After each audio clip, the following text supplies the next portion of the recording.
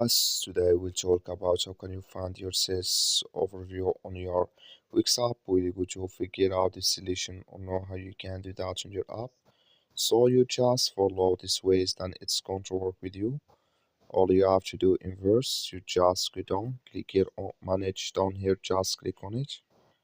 Then it's going to take you to this list or your profile. It's going to show for you like this. You go down, just keep going down, click here on analytics, you just click on it.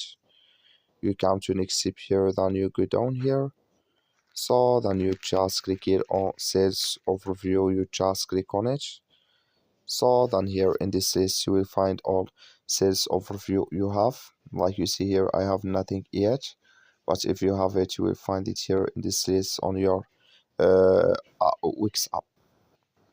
So that's all you have to do. That's all. Thank you for watching. Don't forget to support us by liking, subscribe.